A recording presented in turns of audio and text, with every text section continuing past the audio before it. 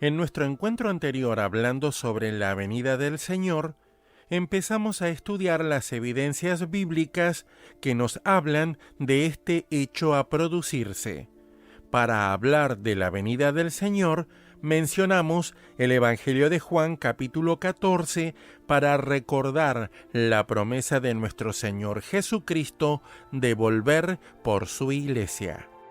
De allí nos fuimos al libro de Hechos de los Apóstoles, capítulo 1, para leer el testimonio de los ángeles en el momento de la ascensión de nuestro Señor, y les dijeron que el mismo Señor que había ascendido regresaría nuevamente.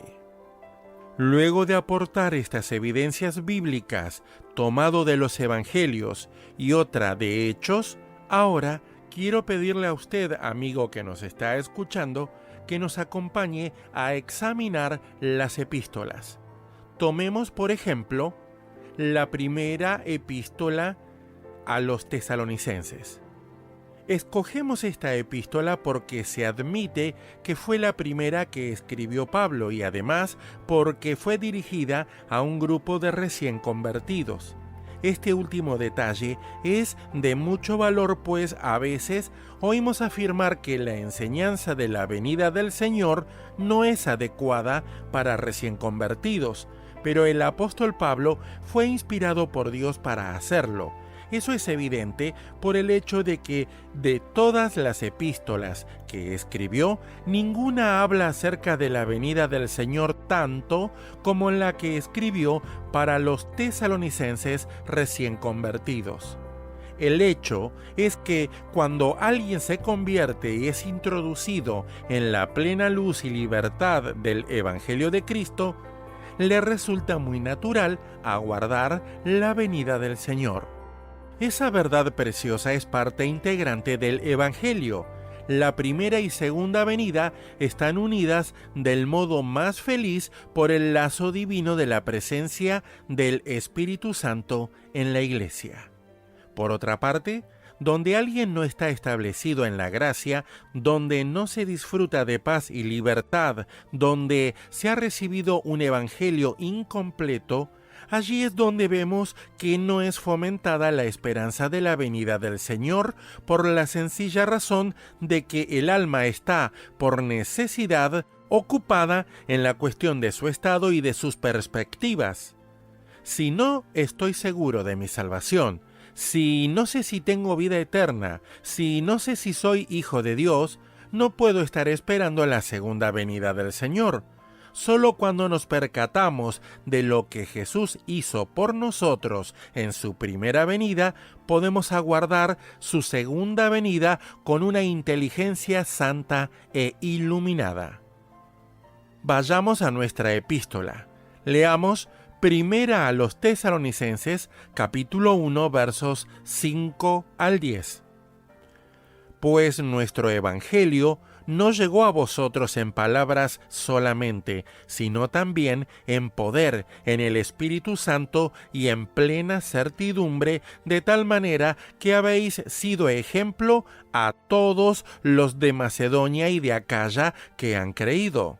Porque partiendo de vosotros ha sido divulgada la palabra del Señor no solo en Macedonia y Acaya, sino que también en todo lugar vuestra fe en Dios se ha extendido de modo que nosotros no tenemos necesidad de hablar nada.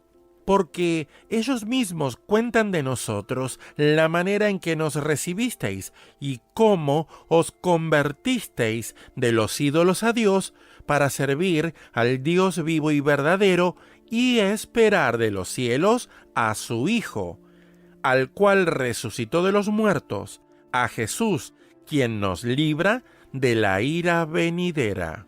Aquí tenemos un ejemplo maravilloso del efecto de un evangelio claro y completo recibido con fe sencilla y sincera. Dieron la espalda a los ídolos para servir al Dios vivo y verdadero y para esperar a su Hijo. Estaban convertidos a la bienaventurada esperanza de la venida del Señor.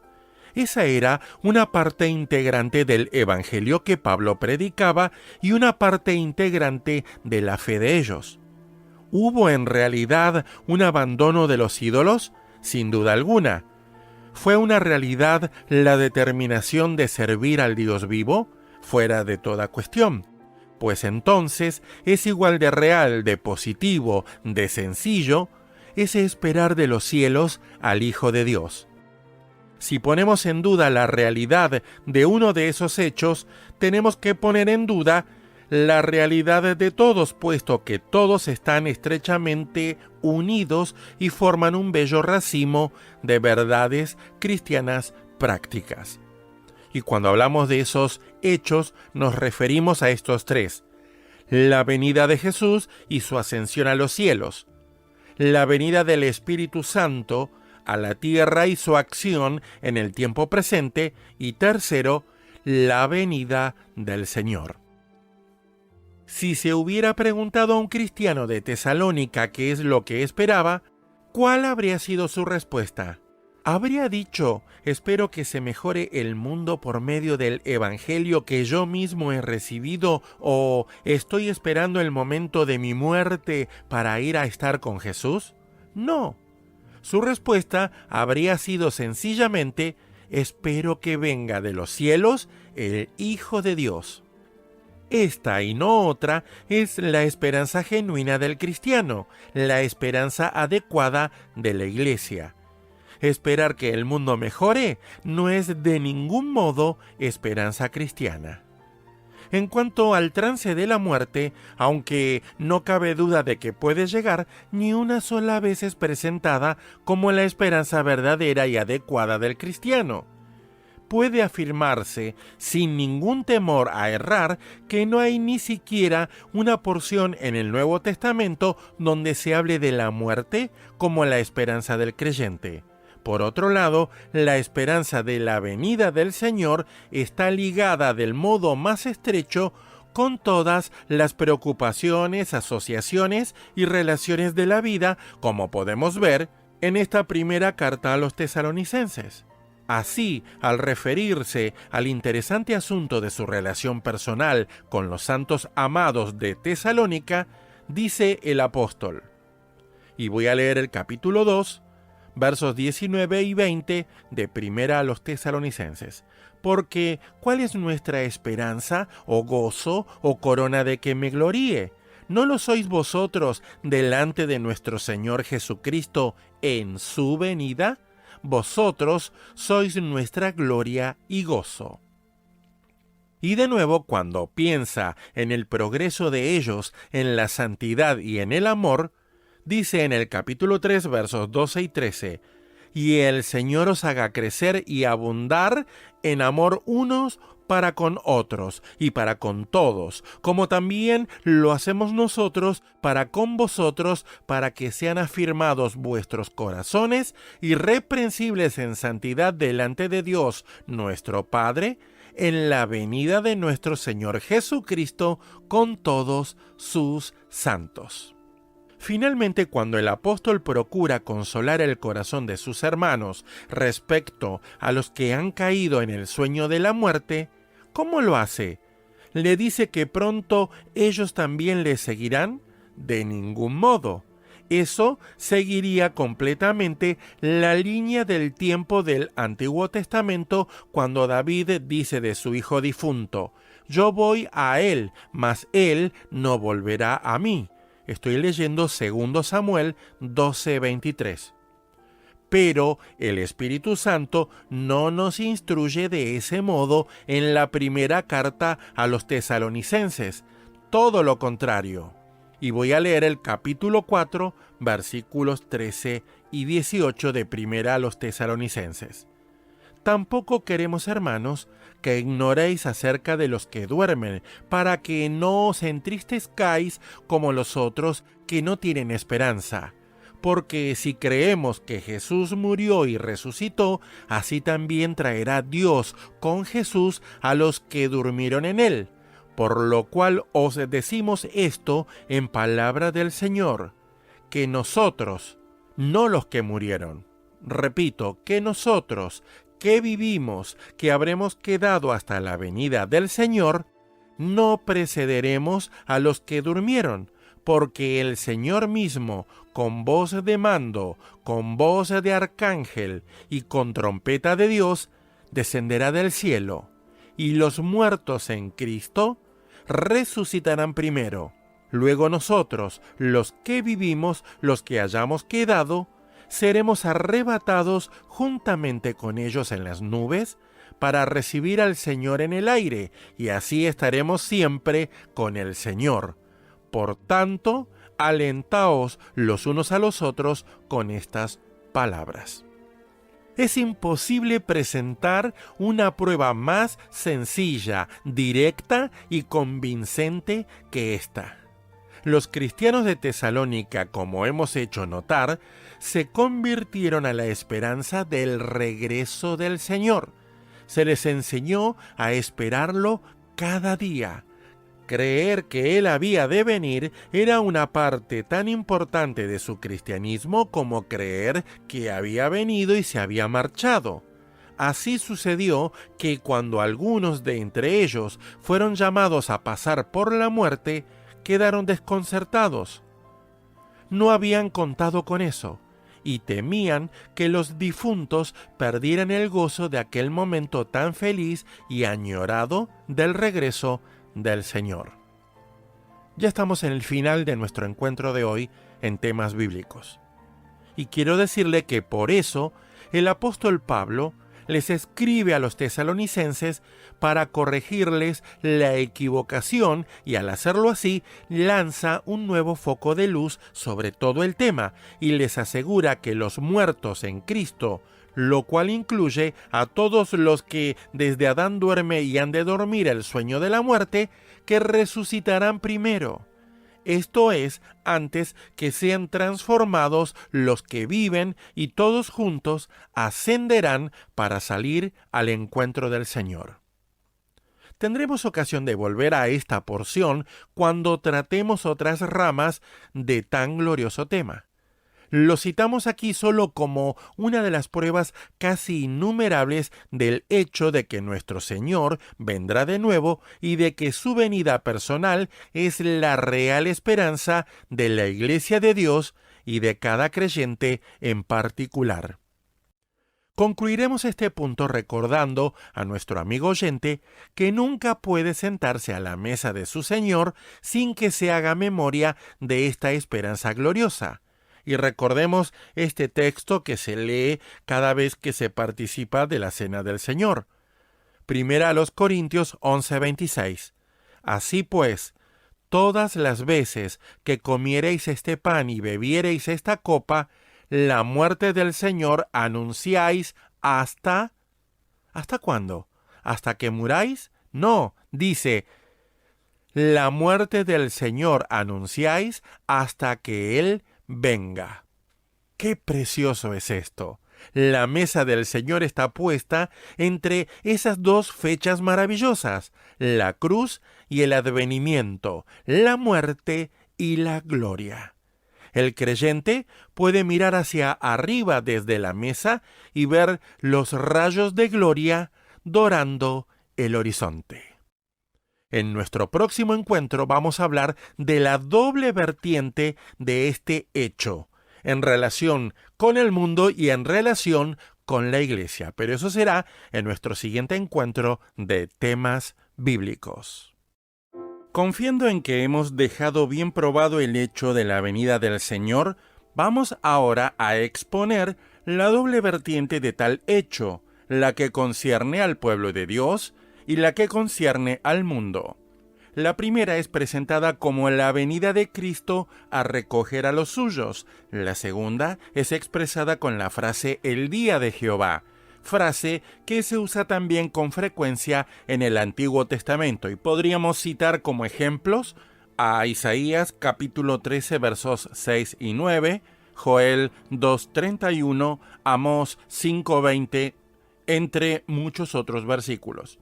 La Escritura nunca confunde estas dos cosas, como veremos cuando examinemos las distintas porciones. Sin embargo, los cristianos las confunden y de ahí que hallemos con frecuencia esa esperanza bienaventurada de Tito 2:13 envuelta en densas nubes y asociada mentalmente con circunstancias de terror, ira y juicio que nada tienen que ver con la venida de Cristo por los suyos, sino que están ligadas íntimamente con el día de Jehová. Tenga pues bien fijo en su corazón, estimado oyente, sobre la base de la autoridad clara de la Sagrada Escritura, que la esperanza grande y específica que siempre debe abrigar es la venida de Cristo por los suyos. Esa esperanza podría realizarse hoy mismo. Cristo podría venir por los suyos esta noche. No hay realmente nada que lo impida. Nadie puede decir cuándo vendrá, pero podemos decir gozosamente que puede venir en cualquier momento. Y bendito sea su nombre, cuando venga por nosotros, no lo hará acompañado de circunstancias de terror, ira y juicio. No será con negrura, oscuridad y tempestad.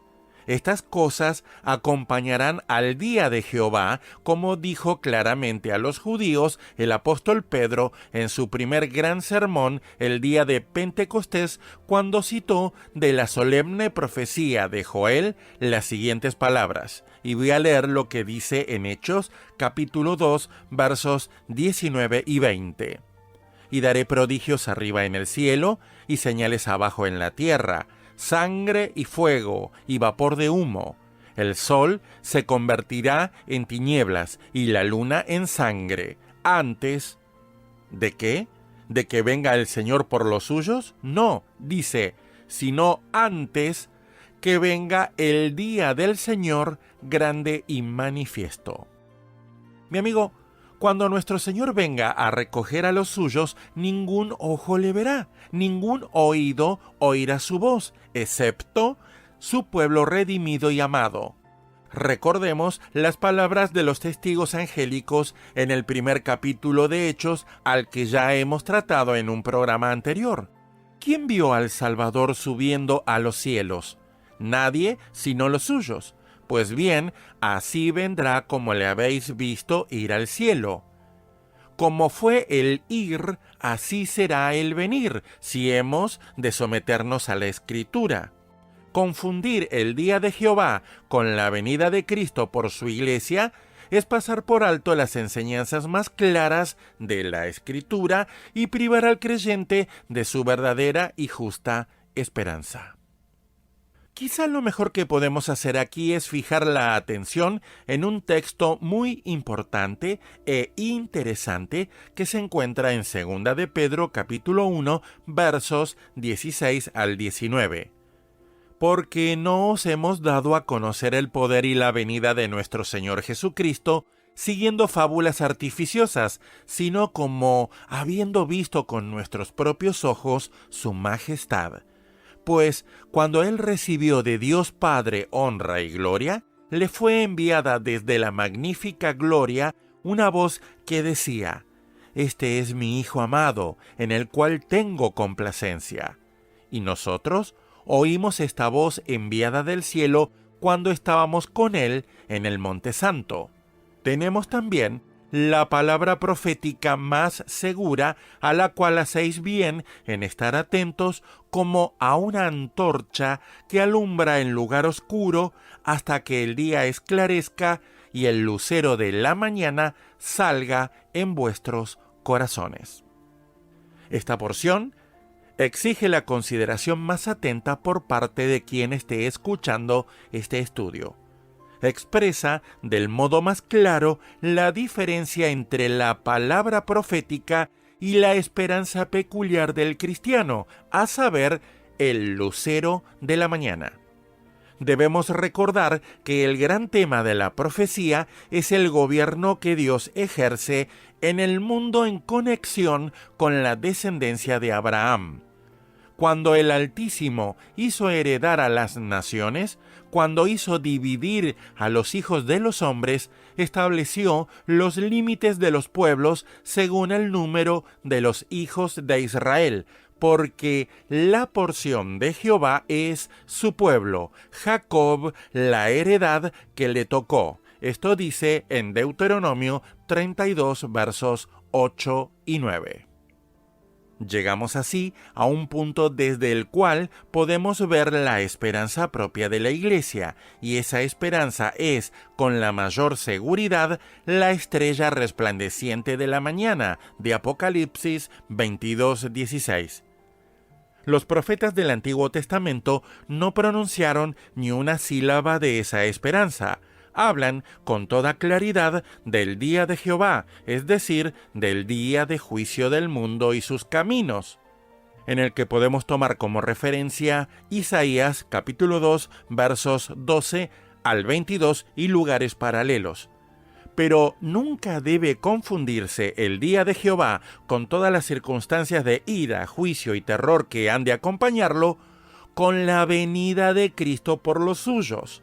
Cuando nuestro adorable Señor venga por su pueblo, no habrá nada de qué aterrarse. Vendrá con toda la dulzura y ternura de su amor a recoger a su pueblo amado y redimido. Vendrá a consumar la preciosa historia de su gracia. Aparecerá por segunda vez sin relación con el pecado para salvar a los que le esperan, dice Hebreos 9:28. Vendrá como esposo a recibir a la esposa, y cuando venga de este modo, nadie excepto los suyos oirán su voz y verán su faz. Si viniese esta misma noche, y bien podría venir, pues nada lo impide, si hoy mismo se oyese la voz del arcángel y la trompeta de Dios, entonces todos los muertos en Cristo, todos los santos de Dios, se levantarán. Todos los santos vivientes también serían transformados y todos ellos serían arrebatados en un momento para salir al encuentro de su Señor e irían con él a la casa del Padre. Y tome nota de estos versículos que son referenciales a este acontecimiento. Juan, capítulo 14, verso 3. Primera a los Tesalonicenses, capítulo 4, versos 16 y 17. Y primera a los Corintios, capítulo 15, versos 51 y 52. Esto es lo que significa el arrebatamiento de los santos, y no tiene nada que ver directamente con Israel o las naciones. Es la única esperanza propia y distintiva de la Iglesia, y de ella no hay la menor alusión en el Antiguo Testamento. Para todo lo que respecta a la Iglesia, su posición, llamamiento, heredad y perspectiva, hemos de fijar la mirada en el Nuevo Testamento y de allí principalmente en las epístolas de Pablo.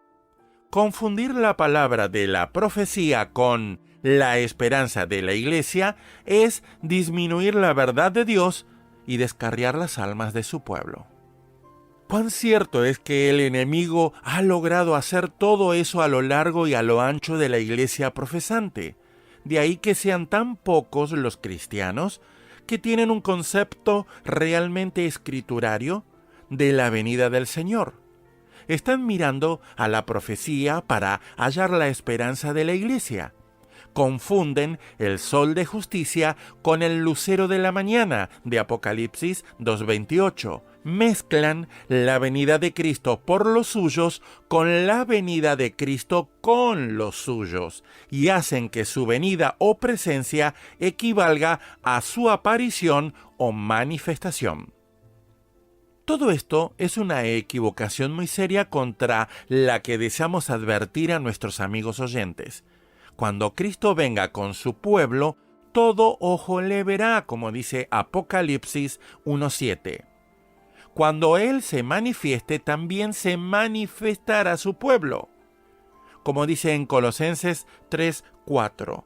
Cuando Cristo, vuestra vida, se manifieste, entonces vosotros también seréis manifestados con Él en gloria. Cuando Cristo venga a ejecutar juicio, sus santos vendrán con él. He aquí vino el Señor con sus santas decenas de millares para hacer juicio contra todos, dice en Judas versos 14 y 15.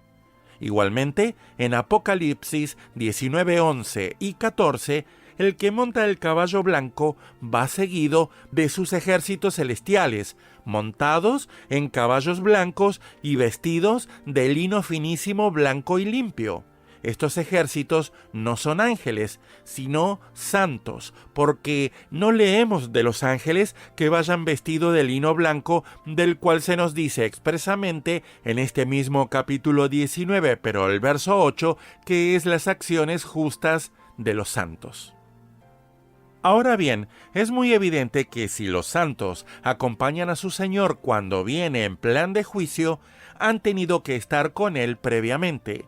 El hecho de ir a ellos a Él no aparece en el libro del Apocalipsis, a no ser que esté implícito, como lo está sin duda, en el arrebatamiento del Hijo varón en el capítulo 12. El niño varón es, con la mayor seguridad, Cristo, y como Cristo y su pueblo están indisolublemente unidos en un cuerpo, también están identificados con Él del modo más completo. Bendito sea por siempre su santo nombre. Y si alguien pregunta por qué no tenemos en el libro del Apocalipsis la venida de Cristo por su pueblo, responderemos porque dicho libro es, sobre todo, un libro de juicio, un libro de gobierno y de juicio, al menos los capítulos 1 al 20. En los capítulos 2 y 3 no vemos a la Iglesia como el cuerpo o la esposa de Cristo, sino como testigo responsable en la tierra y cuya condición es examinada cuidadosamente y juzgada rígidamente por el que anda en medio de los 7 candeleros, como nos habla acerca de Cristo en Apocalipsis 2:1. Por consiguiente, no encajaría dentro del carácter u objeto de este libro introducir directamente el arrebatamiento de los santos, porque nos muestra a la Iglesia en la tierra en el sitio de responsabilidad. Ya se nos terminó el tiempo, amigo oyente. Le invitamos a encontrarnos en nuestro próximo tiempo, donde seguiremos estudiando acerca de la venida del Señor. Hasta entonces.